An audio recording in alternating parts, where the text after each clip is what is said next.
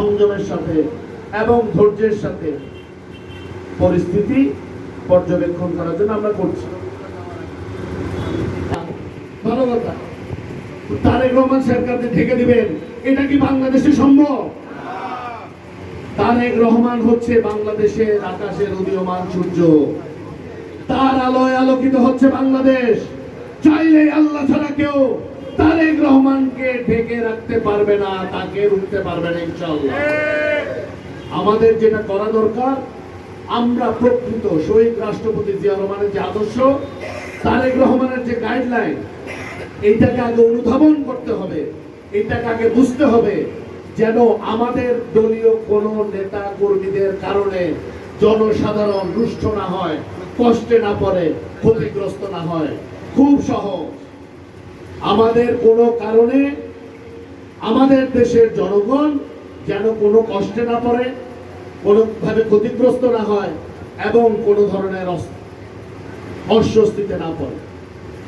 এই তিনটে জিনিস যদি আমরা ধারণ করতে পারি, অনুধাবন করতে পারি, এবং আমাদের নেতা জনাব তারেক রহমানের নির্দেশনা এবং উনি কোন মাইন্ডসেটে কথা বলছেন, উনি কি বলার চেষ্টা করছেন, এটা যদি আমরা অনুধাবন করতে পারি, ইনশাল্লাহ আগামী জাতীয় নির্বাচনে বাংলাদেশ জাতীয়তাবাদী দল চোখ বন্ধ করে 270-এর উপরে সিট পাবে বলে। কিন্তু সংযত থাকতে হবে আমাদের। বিভিন্ন ধরনের উস্কানি আসবে, এইসব লক্কাটা পার্টি, গুপ্ত পার্টি, নতুন বন্দোবস্ত, এগুলো হচ্ছে ফেসবুকের জন্য খুব চটু। এগুলো শুনতে ভালো লাগে, সামাজিক মাধ্যমে পড়তেও ভালো লাগে, আমেরিকাতে বসে, ইউকেতে বসে এগুলা লাইক কমেন্ট করতে ভালো লাগে। কিন্তু যে লাইক কমেন্ট দেখছেন, যে বট বাহিনী আপনারা তৈরি করছেন, তাদের সাথে 18 কোটি প্রান্তিক বাংলাদেশি কোনো সম্পর্ক নেই। 17 বছর আমরা একদিকে আন্দোলন করেছি, সংগঠন গুছিয়েছি, একই সাথে প্রতিটি দুর্যোগে, বিপদে, আপদে এই 18 কোটি বাংলাদেশের পাশে দেশনেত্রী বেগম খালেদা জিয়া ছিলেন, দেশনেত্রী তারেক রহমান ছিলেন, এবং বাংলাদেশ জাতীয়তাবাদী দল এবং তার সকল অঙ্গ সহযোগী সংগঠন নেতা ছিলেন। আপনারা বন্যায় কি এলাকা এলাকা ত্রাণ দেন নাই? করোনাতে দেন নাই? দিয়েছেন। তার মানে হচ্ছে যে কোনো প্রাকৃতিক দুর্যোগ হোক বা এমনি দুর্যোগ হোক, জাতির পাশে সবসময় একটি দলে ছিল, সেটি হচ্ছে বাংলাদেশ জাতীয়তাবাদী দল। সেই দলের নেতা হচ্ছেন জনাব তারেক রহমান। যখন 5ই আগস্টের পরবর্তীতে জাতীয় সরকারের আলাপ উঠেছিল, আমার নেতা, আমাদের নেতা জনাব তারেক রহমান সেটিকে নাকচ করেছেন। কারণ উনি মনে করেন দেশ পরিচালনার দায়িত্ব দিতে পারে, অর্পণ করতে পারে একমাত্র এই দেশের 18 কোটি জনগণ, অন্য কেউ নয়। যারা বৈষম্য বিরোধী আন্দোলন করেছেন, যারা কোটা বিরোধী আন্দোলনের দাবিদার, তারাই কোটা এই সরকারের ক্ষমতার অংশীদার হয়েছেন। বাংলাদেশ জাতীয়তাবাদী দল, বঙ্গ সংগঠনের কেউ হয় নাই। প্রিয় ভাইরা, আমাদের ঐক্যবদ্ধ থাকতে হবে, শৃঙ্খলাবদ্ধ থাকতে হবে, এবং আবারও বলছি, আমাদেরকে জনগণকে সাথে নিয়ে, জনগণের সাথে থেকে বাংলাদেশের জাতীয়তাবাদী দলের রাজনীতি এগিয়ে নিয়ে যেতে হবে।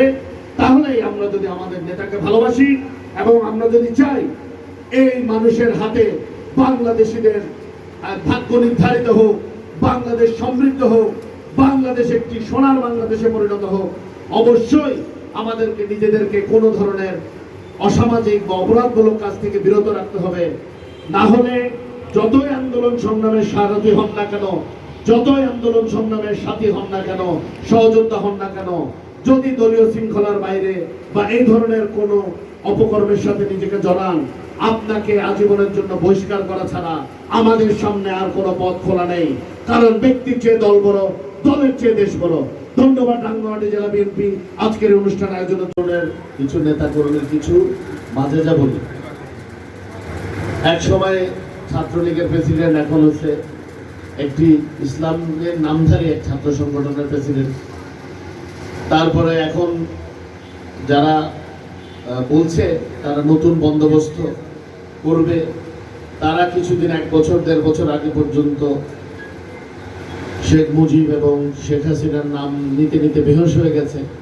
তো আমরা সদস্য সংগ্রহ করতে গিয়ে যেন ওদের পন্থায় আমরা না পড়ে, যে ওইসব গুপ্ত সংগঠন বা আওয়ামী লীগ, যুবলীগ, স্বেচ্ছাসেবক লীগ, ছাত্রলীগ এই ধরনের কেউ যেন আমাদের সদস্য হতে না পারে, এই ব্যাপারে অত্যন্ত সজাগ দৃষ্টি রাখতে হবে। এবং আমি আমার নিজস্ব এলাকায় একটি কাজ করেছি, যেটা আমি জানি না আপনাদের পছন্দ হয় কিনা, কিন্তু এটা এফেক্টিভ মনে হয়েছে। আমরা সদস্য কোনো অফিসে করি না, আমরা প্রতিটি ইউনিয়নে 9টি ওয়ার্ড আমরা 3টি করে উন্মুক্ত ক্যাম্প করেছি, দিনে 4 ঘন্টা করে। ওখান থেকেই সদস্য হওয়া লাগে। তো ওইখানে হয় কি, একটা যখন ক্যাম্প হয়, যুবদল, ছাত্রদল, স্বেচ্ছাসেবক দল, বিএনপির নেতারা বসে, তো ওরা কোন চোর, কোন লুটেরা, কোন দুর্বৃত্ত বিএনপির ফর্ম আসছে ওটা কিন্তু তৎক্ষণাৎ প্রতিবাদ করে।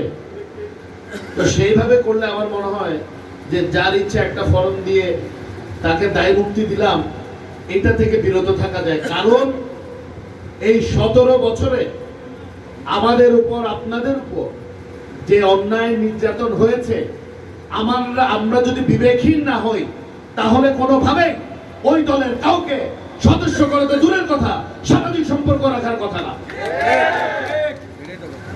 তা আমার মুন্না যা বলেছে, হয়তো আমার কথাটা সামঞ্জস্যপূর্ণ না, কিন্তু আমার মনে হয় এই কর্মপন্থায় যদি আপনারা যান, কিছুটা উপকার দল পাবে বলে আমি মনে করি। এটা কোনো কেন্দ্রীয় নির্দেশনা না, আমি স্থানীয় নির্দেশনা, ওইটাও আছে, বুথ করার কথা বলা। হ্যাঁ, যাই হোক, এটা আমরা বলেছিলাম। যাই হোক, এটা ভালো একটা কেন্দ্রীয় নির্দেশনা, কিন্তু স্থানীয়ভাবে আমি এটা চেষ্টা করছি এবং এটা সুফল আমি পাচ্ছি। এবার একটু ভিন্ন বিষয় আসে। আমরা যারা 17 বছর ধরে গণতন্ত্র পুনরুদ্ধারের আন্দোলন করেছি, আপনাকে কেউ শেখ মুজিব জিন্দাবাদ বলে যে শেখ মুজিবের স্লোগান বা হাসিনার স্লোগান দেওয়ার সুযোগ হয়েছিল? আপনারা কি কেউ বলতে পেরেছেন আপনারা আওয়ামী লীগের সদস্য, নাহলে যুবলীগের সদস্য, নাহলে স্বেচ্ছাসেবক লীগের সদস্য, নাহলে ছাত্র দলের সদস্য, ছাত্রলীগের সদস্য? পারি নাই। আমরা অত্যাচার, নির্যাতন, নিপীড়ন সহ্য করে, মাথা উঁচু করে সব সময় বলে এসেছি, আমরা শহীদ রাষ্ট্রপতি জিয়া রহমানের সৈনিক, আমরা দেশনেত্রী বেগম খালেদা জিয়ার সৈনিক, এবং আমরা আমাদের নেতা দেশনায়ক তারেক রহমানের সৈনিক। এখন এক গুপ্ত সংগঠন আর এক নতুন বন্দোবস্ত কিছু ছেলে পেলে ফেসবুক করতে করতে ওই যে লাইক কমেন্ট যা পড়ে এগুলো ভোট মনে করে। তো আমরা 17 বছর ধরে বন বাজারে পথে প্রান্তে ঘুরলাম, আপনারা ফেসবুকে দেন, 2টা টিভির সামনে দাঁড়ান, মুখে যা আসে বলেন। ঠিক আছে, গণতন্ত্রে বহুমতকে আমরা সাধুবাদ জানাই, স্বাগত জানাই, এবং আমরা এটার পক্ষে। গণতন্ত্রের সৌন্দর্যই হচ্ছে বহুমতের ব্যবস্থা থাকবে, যে যার মতো বলতে পারবে। কারণ আমাদের দলের প্রতিষ্ঠাতা যিনি, উনি কিন্তু বাংলাদেশের বহুদলীয় গণতন্ত্রের প্রবক্তা। শেখ হাসিনাকেও বাংলাদেশে রাজনীতি করার সুযোগ করে দিয়েছেন আমাদের দলের প্রতিষ্ঠাতা শহীদ রাষ্ট্রপতি জিয়া রহমান। বাংলাদেশের তরুণরা কাকে ভালোবাসে, বাংলাদেশের ছাত্ররা কাকে ভালোবাসে, বাংলাদেশের স্বেচ্ছাসেবক দল যারা করে ওই সংগঠনের তরুণরা কাকে ভালোবাসে, যারা বিএনপি করে তারা কাকে ভালোবাসে, আমাদেরকে কাল থেকে শেখার দরকার আছে। এই যে এখন একটা 5ই আগস্টের পরে সবাই কি দেশ পরিবর্তন করতে চাচ্ছে, দেশের জন্য সংস্কারের প্রস্তাব করছে। 5ই আগস্ট ঘটার 1 বছরেরও বেশি সময় আগে 2023 সালে বাংলাদেশ জাতীয়তাবাদী দল শত নির্যাতন, নিপীড়ন সহ্য করেও জাতির সম্মুখে রাষ্ট্র মেরামতের 31 দফা পেশ করেছে। তখন এইসব গুপ্ত সংগঠনের লোকরাও ছিল না, ওরা ছাত্রলীগ করতো, যুবলীগ করতো, নাহলে স্বেচ্ছাসেবক লীগ করতো। আর যে নতুন বন্দোবস্ত পার্টি আসছে তারাও একই কাজ করেছে। এখন ওনারা আমাদেরকে প্রান্তিক জনগণের কথা বলে, ওনারা বলে বিএনপি এই হয়েছে, বিএনপি সেই হয়েছে, বিএনপি নাকি আওয়ামী লীগের মুদ্রা রেপিডোপি বলে না। আওয়ামী লীগ বিএনপি কি ওরা বলতে চায়, ওদের বয়ান হচ্ছে আওয়ামী লীগ আর বিএনপি একই, মুদ্রা রেপিডোপি। বিএনপি কি 1,500 লোক হত্যা করেছে? এই শুধু জুলাই এক মাসের কম সময়ে ১,৫০০ মানুষ হত্যা করেছে। পিলখানা হত্যাকাণ্ড কি বিএনপির সময় হয়েছে? এই ধরনের কোনো ঘটনা কি হয়েছে? আপনারা কি জানেন না হয়েছে কিনা? আচ্ছা, হাজার হাজার কোটি টাকা দেশ থেকে পাচার হওয়া, শাপলা চত্বরের মতো ন্যাক্কারজনক ঘটনা, এগুলো কি বিএনপি করেছে? করে নাই।